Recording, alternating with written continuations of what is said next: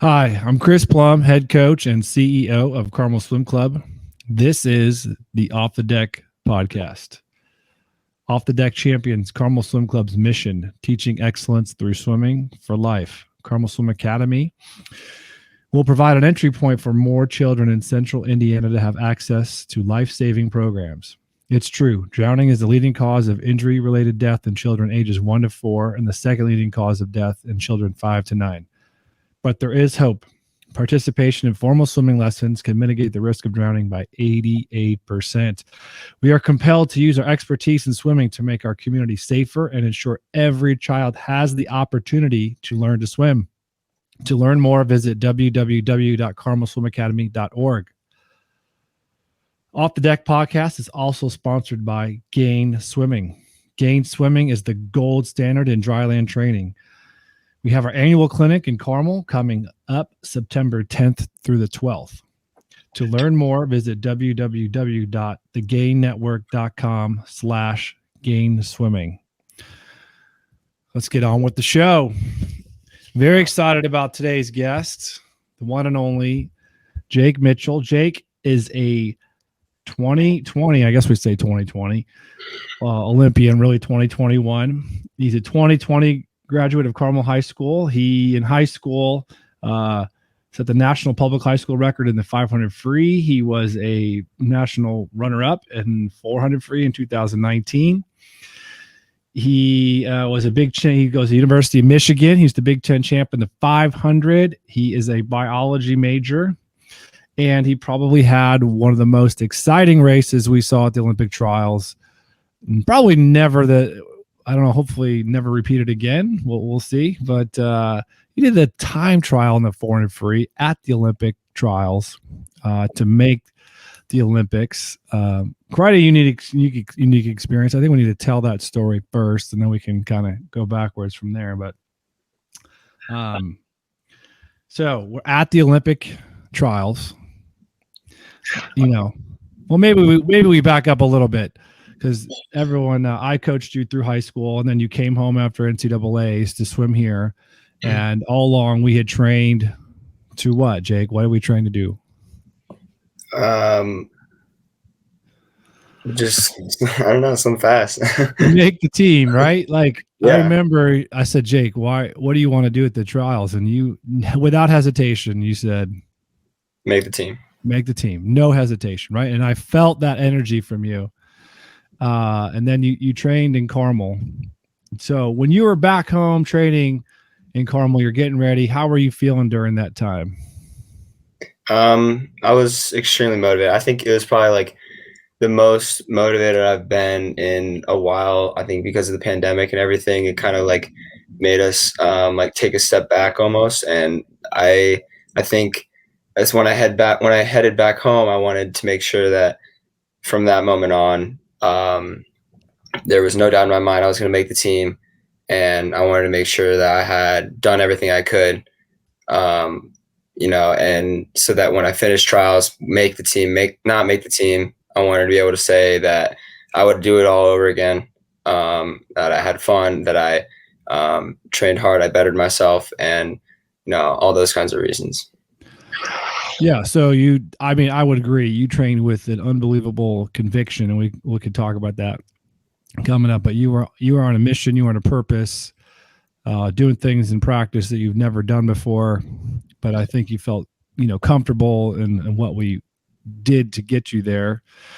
We go, the big challenge you had, and I always feel like you had that first day, right? You're the 400 free on the first day. Talk to us about, maybe the couple of days leading into it, and then that prelim swim. Yeah. So a couple of days leading into it, I was terrified. I know, like, on the drive there and like leading up to leaving, I was like super nonchalant, just like I knew what was going to happen. I knew I was going to make the team. And as soon as I got there, I was like, oh boy. I was like, this is a little different. Like, I know we had prepared for what Olympic trials was. That was my first time going. But then, like, as soon as I got in the warm up pool, the day before my race, I was like, like, this isn't going to get me on the Olympic team acting like this. I'm not going to be able to make the Olympic team being a little scared. And so I had to like kind of shift my mindset to what we had talked about in practice, just turn it into, another practice where I'm racing Griffin or Gus or any of those guys, just turn it into that. And so I kind of had to do that kind of mentality switch. And then the day of the meet, obviously I was scared. Obviously I was trying to shift my mindset, be grateful that I was even there competing after the year we had. And yeah, just, I mean, there's all types of emotions, and I definitely was not prepared for all of the types of emotions, but I think I handled it somewhat well. Yeah, well, I mean, I knew the one job we had, my job was to get you to the final and to help you kind of guide you through that. You're in the fastest heat, you're the third seed. You've certainly seen trials and you've been to nationals and Big Ten champ, but I don't think anything can really prepare you for that moment. But you handled it. You had a lane at night, right? What lane were you in finals? You got seven. You're lane 7, so you're 5th, right? Is that right? 6th. 6th, yeah. I'm a swim coach. I should know that stuff, right?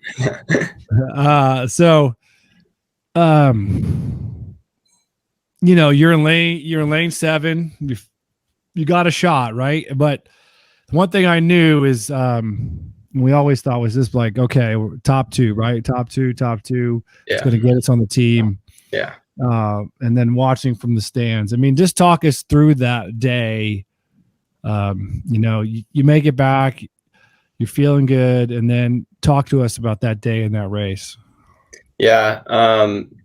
So I was a little tense in the morning. It was my first time walking out for a race, and we didn't have the full stands, obviously, but being surrounded by fans, having kind of that arena aspect was a little nerve-wracking. So I think I was a little bit tense, and I thought, like, oh, okay, well, I made it back. That's all I need to do. I know how to race. I know how to get top 2.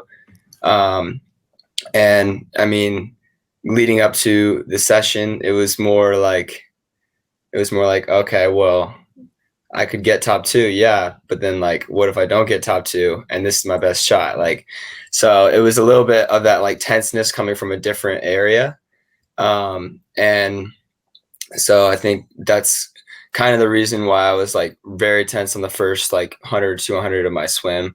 I didn't really let it rip like I had in practice, just because I was a little bit just like my muscles were tense and all that. So I think, yeah, the nervousness kind of came from a different area, but it was I was definitely telling myself the entire day that I could go that and be top 2. I was in lane 7, which the past 2 times I've been in lane 7 at a national meet, I got 2nd. So I was like, all right, well, 3rd time's a charm, right? Yeah, that's good mojo. Yeah, but I was super excited. I definitely knew I could get top 2. But I think, just like the tenseness and everything kind of hindered me, I guess, from going that 3:45 on that day, I guess.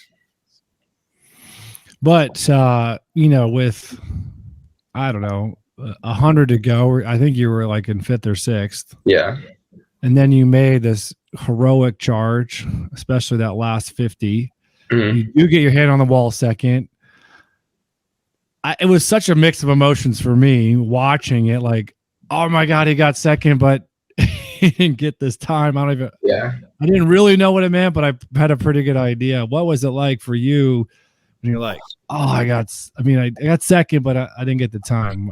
Yeah. You were pissed, it looked like, but yeah, I was. I touched the wall and I looked up and I saw 2 and that was all I was looking for. And then I go, wait a minute. Yeah. And I looked back and I see the time, and obviously we'd been training 3:45, 3:44. So I was like, that's terrible. Like, I was mad at that, but then I was also like, okay, what does that mean? Like, and then also just like, there was like embarrassment kind of, just because, that's never really happened. Like, no one's ever not gotten the time getting 2nd. So I think, there's like a crazy amount of emotions. And then like I looked up in the stands and I saw like Madeline's dad like going crazy because he saw that it was second, but he didn't understand. I was like, oh no, he doesn't know yet. But yeah, so it was just like it was just like a lot of different emotions. And I think that's like the biggest thing about trials. Just like you don't think that you can have that many, but then they all come at once, and it's just like how do you deal with it, and how do you move on from there? Yeah, so you get second, and then there's this like everyone's asking, what does this mean? Eventually turns out that Zane Grothy had the A cut and he got 11th. So anybody from second to 11th can actually time trial anytime between, I don't know, like whatever that day is through June 23rd and make the team, right? Anybody who gets the A cut can go. But if you get the A cut, then it goes by order of place. So being second actually was a huge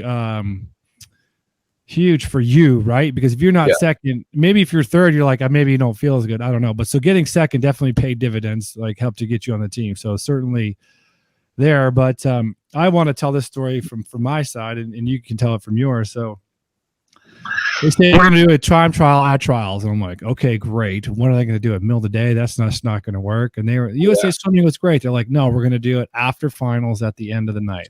Perfect. And everyone, we had this meeting with USA Swimming, and they were like, okay, when does everyone want to do this time trial? I mean, you swam the 400 on Sunday, and like the next time we could really do it was Tuesday, and I think Friday were like the best days based on things. So you and I spoke, and you were like, I want to do this as soon as possible. Like, right? Like when I said, Jake, when do you want to do it? You're like, ASAP. And I love that, right? I was like, okay, he's in. And then we're in this meeting, and everyone, like, I'm the last to go, and everyone is going around the circle, like when they want a time trial. And all the other coaches are like, Friday. It gets to me, and I'm like, we're going Tuesday. Every coach looked at me and goes, Tuesday. And no one else wanted to go Tuesday. And then I texted you, Jake, and I said, Jake, you want Tuesday? You want to go alone? What did you say? Yeah, I don't care. I'm gonna make it anyway. Right. There was no doubt. So it's Tuesday night. We're gonna do it Tuesday. They got it all set up. And I have to tell this part too. So Tuesday night, it says on the heat sheet it's going to go off at like 9:05 or something, right? Like USA Swimming's they've been exact in terms of when these things happen and how they happen. And I'm like, okay, so we're going to work backwards. And we did our backwards, we're going to take 5 minutes to walk over there, 5 minutes to get up on the block, 5 minutes cool down. We're backing everything up. We do pace at this time. And then like we're in the middle of pace and like they're done. Yeah. You're doing pace, Jake. You don't even know this part yet. You're doing pace. And I'm talking to Mike Bottom like, are they like, is this going to happen now? And I'm like kind of freaking out on the side. You're doing pace. I missed a couple of your 50s, by the way. That's all good. I made up your time. And Mike Bottom goes, head coach of Michigan goes, Chris, I got this. Walks over. I'm still getting pace. And he comes over to me and goes, Chris, whenever Jake wants to go, Jake and go. I was like, all right, cool. Everyone's sticking around. So you do your pace. Talk to us. What happened? You go into the ready room and then walk us through what happened next. Walked in the ready room. I was all alone in there. It was just me. Which is weird, right? Yeah, it was different than all the heats and everything when there's like 20, 30 guys in there. And I'm in there. I'm like, shaking loose. And then the lady comes in, she's like, all right, we're going to move you up to the first room. Like, is that okay? I was like, yeah. Walk back there. We're like standing there for a couple minutes and I'm like shaking. Yeah. I'm like, I'm about to go out there like all alone. And it was a really cool thing because as soon as they called my name, and I walked out and I see everybody like cheering for me, it was just like, that I'm doing this all alone turned into like I'm doing this all alone. Like that's pretty sweet. Yeah. And so like as soon as I walked out, I think like when I watch the video again later, like you can see me like, oh yeah, like getting super excited. I like, Eminem's playing, right? yeah, it was yeah. And I like look over, I see like all my Michigan teammates. They're all cheering for me, so it was really cool. And then yeah, just everybody all getting behind me. And I mean, I knew I could do it, but that was pretty sweet. Little addition. So yeah, it's crazy. Yeah. And watching from the stands, like you went out at the 50. I was like, oh boy. But at the same time, like, that's how he's supposed to swim it, right? And you took it out at 149, came back and I don't know, 155, 156. But everybody in the crowd just kept getting more and more excited after every 50 because you kept getting closer and closer. And then you hit the wall, you see the time. What was that like for you, that emotion? That was relief and relief and triumph, I think. Also like perseverance. I mean, we talk about like courage and perseverance, like Carmel Swim Club, like that's the epitome right there. And I think, just like having those kinds of values ingrained in my head, and wanting to persevere and knowing I could do it still. It's just culmination of all the hard work I put in since I started swimming, all my dreams. And so, I mean, knowing that I made the team, I guess, at that point, right. Was very very relieving. And yeah, I was pretty hyped, I think. Yeah, I probably didn't sleep that night, right? No, I got like 3 hours of sleep. And you still wanted to do the 800 the next day. Yeah. Well, okay. So the story behind that is Patrick Callan. He got sixth or something in the 200 free, and so he was like, "Oh, we need another double, or we need like this many doubles." And I was like, "Dude, I don't know if I'm gonna be able to double, but I'll try for you." and then I got 3 hours of sleep, and I was like, "All right, yeah, this is looking a little bit worse." Oh, I was just hoping that, like, all right, he made it. We just get lane 8 or something in the 800, and who knows what can happen. But yeah, that was tough. It was a tough race. I mean, I think if you kind of look across the board, everybody has the same issue. So yeah. So from there, you become the youngest guy on the team, like the only male teenager on the team. Mm-hmm. But it's 6 weeks getting ready. You go to Hawaii for 2 weeks and then to Japan. What was that training camp like? And for those of us on the outside, we don't really know. So maybe talk us through the Olympic camp and getting ready for the games. Yeah. So when we went to Hawaii, we had a few pools that we were kind of like cycling through. We had like a specific coach that had like a sort of training group. So I was with Coach Anthony Nesty at Florida.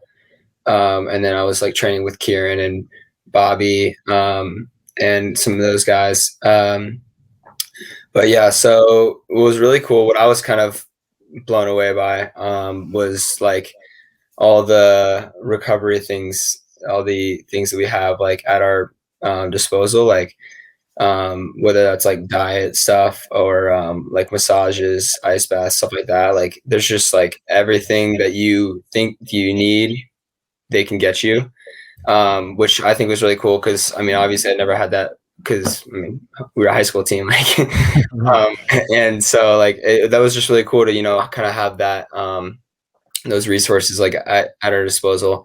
So that was really cool. And then also getting to train with like people that I've been watching at like excel at these big meets, and being actually able to like hang out with them and stuff was awesome. And so we had Hawaii for 2 weeks, a lot of really good training in there. And then we moved to Tokyo, this high performance center, about 45 minutes away from the village. And it was kind of like a Team USA compound. so we had like our pool area and then our weight room. They like built a weight room in this like basketball gym, and we like shared it with fencing. Like they were like fencing when we were doing our weights, which was kind of cool. But they had meals on site. We stayed in a hotel for that part. It was really cool to kind of be able to get into Tokyo.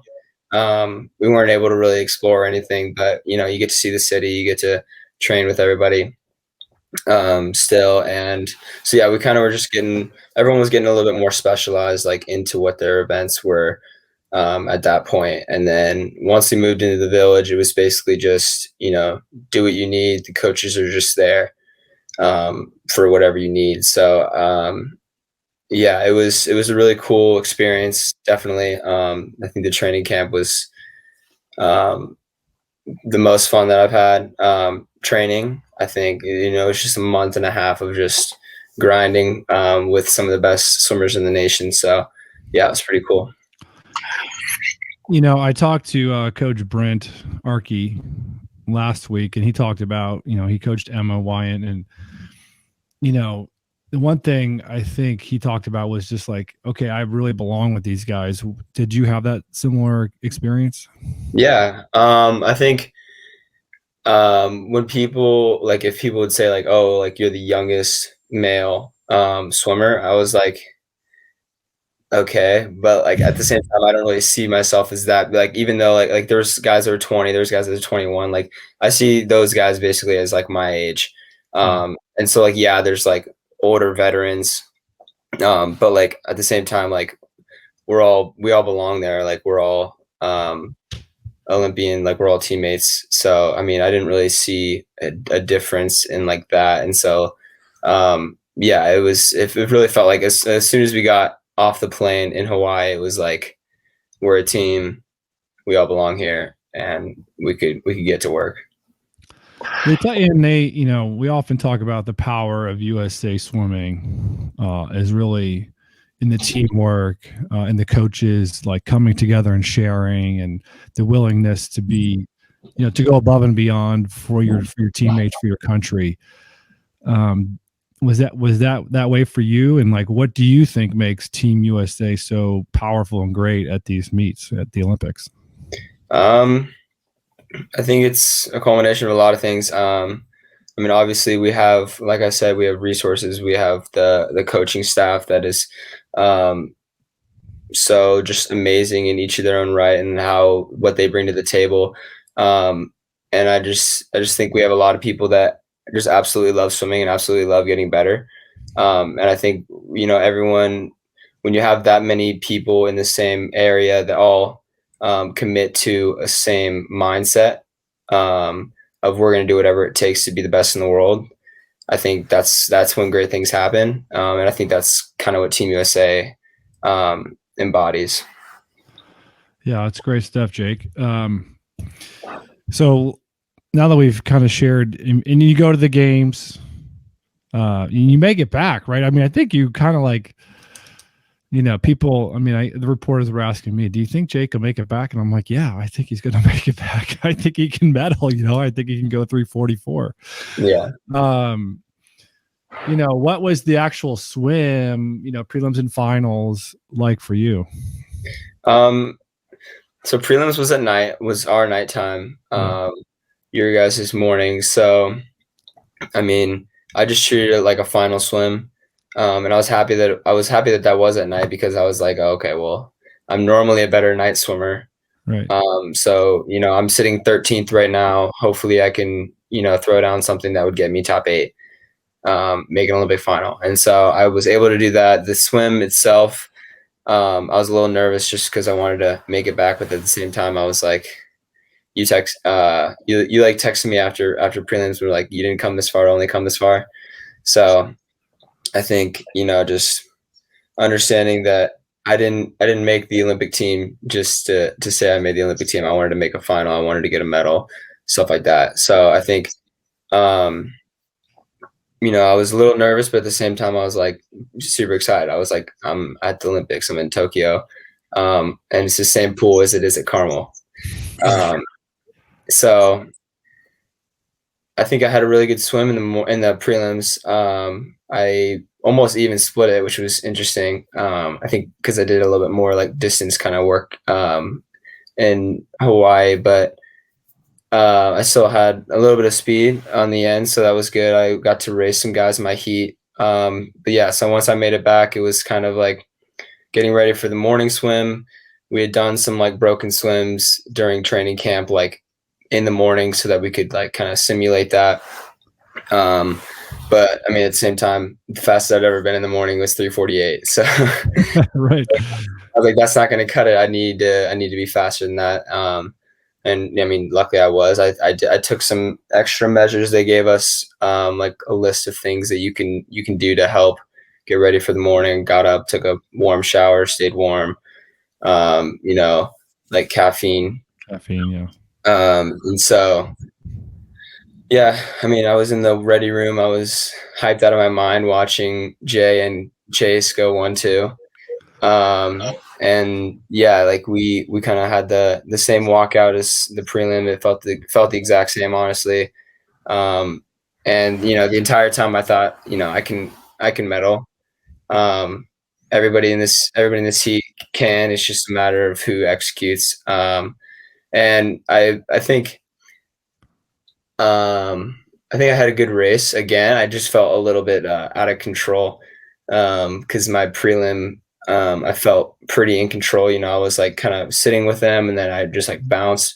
And then I also, but in the final, I had Jack McLaughlin, who was to my left, who is kind of went out a little bit faster, and so I was kind of jumping back and forth between that. And I mean, I still went right on my best time. I was happy to go 3:45 for the third time. I think I was pretty proud of myself for that. Obviously, I wanted more, but I mean, anyone at that stage wants more. So, yeah, I think it was a really cool experience. Getting to see Team USA cheering for you in the stands, cheer for you once you're done, and yeah.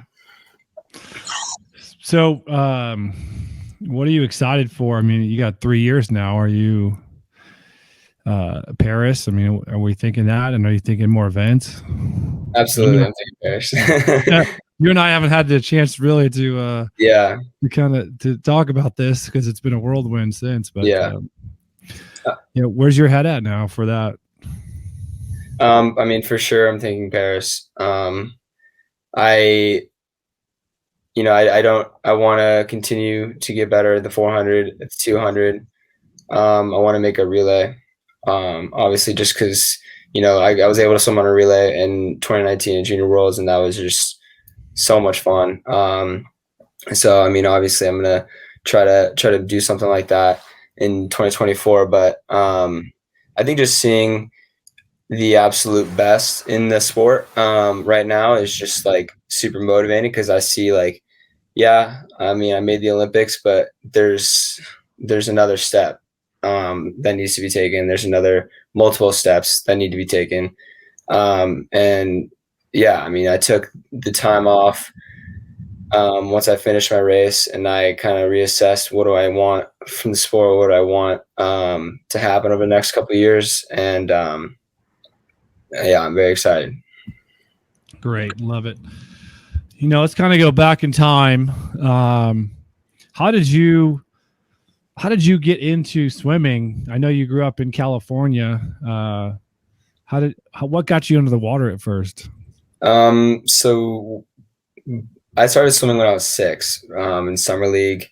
My sister was doing summer league, so my parents said, if we're going there for her, you might as well join her.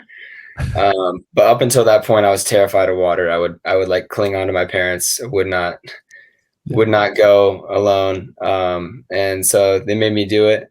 And I'm glad they did. But as soon as I started going and learning what an actual race was, I was addicted. Yeah. So, and we can talk about that racing part here coming up, but then you're like 10 or 11, right? And then your parents moved to Carmel. Yes. So What was the reasoning behind moving to Carmel at the time? So we have family in Carmel and on my dad's side, and my sister and I, we were like both going into like she was going to be a freshman in high school. I was going to go into middle school, so it was kind of like if we were gonna move, like we had visited and we really liked it a lot, and we were like, oh, we could be close to family, and then that was kind of just like the time to do it because otherwise, we would have been starting a new school like halfway through high school and such. So, swimming worked out, schools worked out, and so we were like, yeah, sure, might as well. And yeah, that was pretty much it. All right, and then I think watching you in the race, so you moved to Carmel, and you were always to me a little bit like the guy who was chasing the other guys, right? You were in high school, and like we had Drew and maybe Wyatt a little bit overshadowed you, but you were always so hungry to beat those guys and chase those guys. And I wanted to always ask you, where do you think that comes from you? Like you have this love to race and win, and you just almost refuse to lose when I watch you race. Like, where do you think that comes from for you? I don't know. I mean, I think it's just being competitive. I mean, I'm literally competitive in like almost everything I do. And so, I mean, when it comes to something that I love so much, like swimming, like I don't want to be second. Like I don't want to be, I don't want to be second, third, fourth, all the way down to whatever. I want to be on top. And I think a lot of people have that same thing. And it was really cool to kind of meet those people this past summer, I guess. And yeah, I don't know. It's just, yeah, I've always kind of been that way. The Ricky Bobby, League of Nights. If you're not first, you're last. First, you're last. So, yeah, there's some truth in that, right? Yeah. And then you're like your journey here, your progression in 2000. I don't know if it was 16 or 17, Long Island Juniors. Yeah, you're gonna frown a little bit. Don't bring that up. Not a great meet. No, terrible meet. So that had to be in 17, I think, right? That was. So you're after your freshman year, going into your sophomore year, not a great meet. But I think at some point along that meet, I don't know if you can correct me, you had like, I'm never letting this happen again. I'm going to come back here with a purpose. And I remember having that conversation with you at that meet. And then you just went on this tear. Was that a turning point for you, do you think? Or was it? Yeah. Yeah. I mean, I think so. I mean, yeah, it kind of sucked getting bottom 3, bottom 5 in every event at my first juniors. It wasn't exactly what I had in mind. I wasn't planning on winning by any means. Like I was just getting the cuts. And so I guess I don't know what I expected of myself. But I guess there's that. But yeah, I mean, it had been like my best event. Didn't do as well as I had hoped. And then from there, like the rest of my events just weren't good. I added a lot, in pretty much everything. And you talked about, you were like, oh, next year, like we need to think about making multiple finals. And I was like, did you see what happened? Multiple finals, like A finals at juniors. Are you kidding me? But then I was like, okay, well, what if I can? Like, what if I can do that? And so we always, went back to the drawing board. Like, what do we have to do to make something like that happen?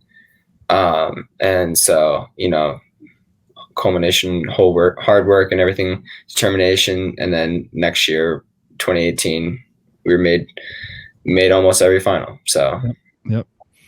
Yeah, I remember that meet. You dropped like 30 seconds in the mile, right? Yeah. There's nothing greater, I think, showing up in nationals with a time that's a year old and then just like crushing your heat, Yeah. And I think, that was probably your big moment. Did you go 3:52 in the 400? Yeah. So 5-6 second drop at that meet.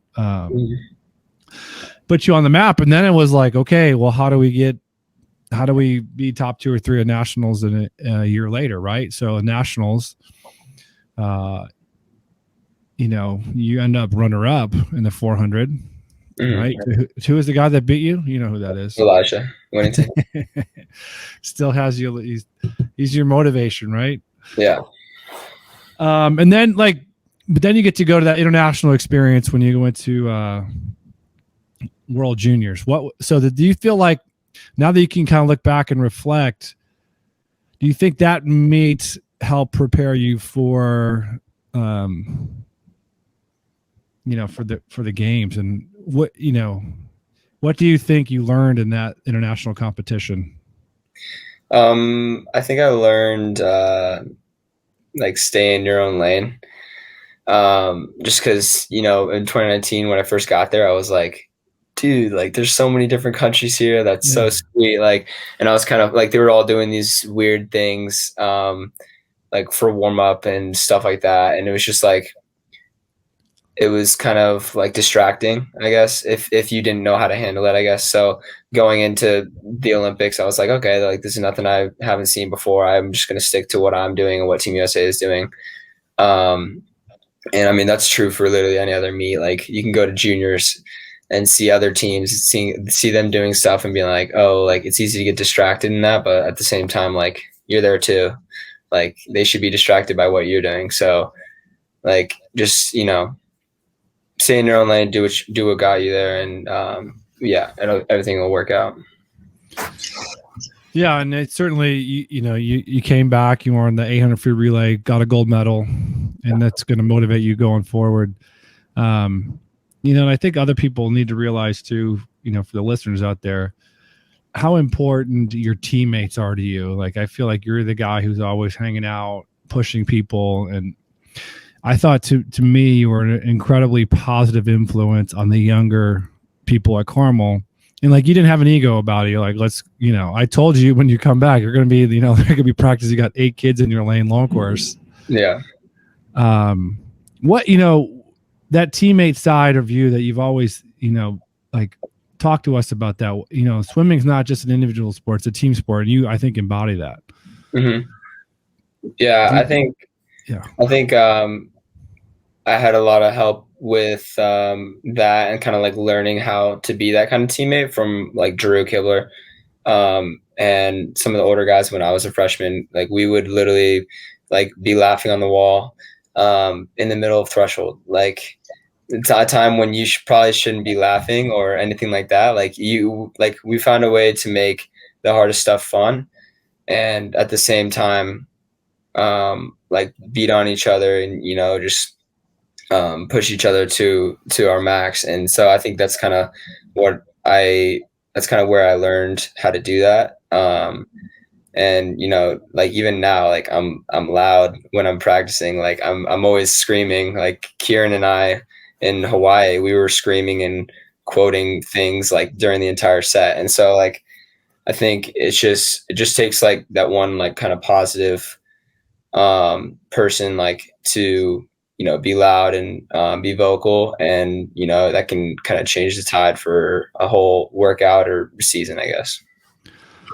Yeah, and it just in our sport, it is tough, and like you said, it can be a grind, and you're showing up every day, and if you can be there for your teammates and make the environment better, it just goes such a long way. And I think you guys at Carmel did a great job at that, and I love the energy that you have. And is there similar things happening at Michigan this past, or do you expect to now that the pandemic, because you can go to class and stuff like that? I mean, yeah, what are you looking forward to this year?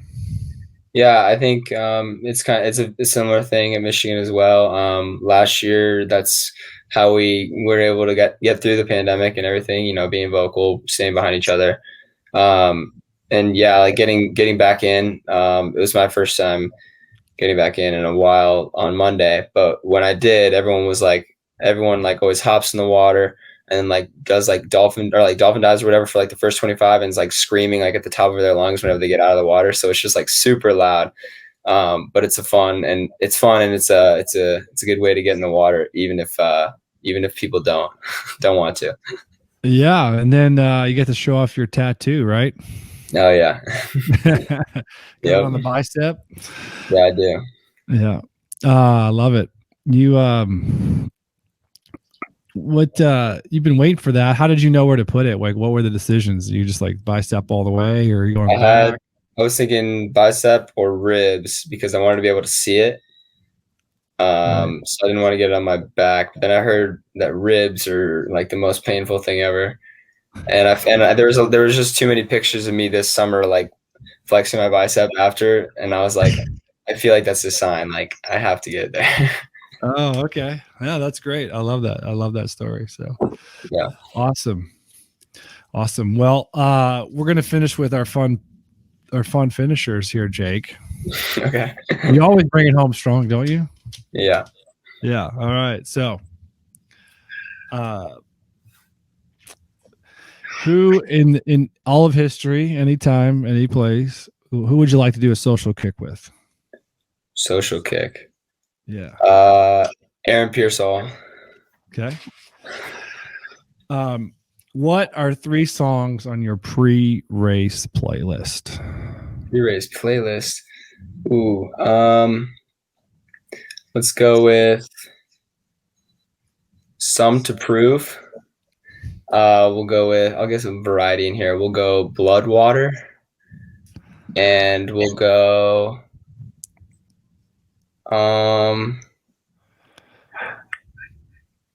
Working Man. All right. Everyone's going to have that on their playlist now. We're going to add that. So what song would you least like to have pop up during workout? During workout, least favorite, I'd probably say anything country. No country. I don't want country when I'm working out. If you could have a billboard at the pool for everyone to read, what would it say? No one cares, work harder. Love it. All right, some real fast ones. Are you swimming in the deep end or shallow end? Deep end. Long warm up or short warm up? Short. Early to the block or last to the block? Early. Okay. What is your perfect IM order? The normal IM order. I don't want to do fly last. Okay. Kickboard or no kickboard? Kickboard. Kick or pull? Pull. Would you rather be in a pool that's too cold or too warm? Too cold. Lane leader or caboose? Lane leader. Favorite Gatorade color? Blue. Blue. I love it. Anything you want to add or tell people before we wrap up? No, I mean, I guess I'll just say, like, as we get back to the hard part of the season, just make practice fun, and try not to leave any doubts out there. Do everything you can, have fun in the present moment. Awesome. You got any sponsorships? You working NIL at all? I honestly don't really know much about what I can do, but I'm definitely looking to utilize that. All right. Jake, it's been a lot of fun. I've been waiting to share this story, and I'm glad we got to do it together. I don't even know if you know, but I've had so many people telling me that your race at the trials was amazing, doing it by yourself. I mean, swimming fans, non-swimming fans. So we're excited to keep watching what you're doing, University of Michigan this year, and I know you're going to continue to do great things. So thank you so much.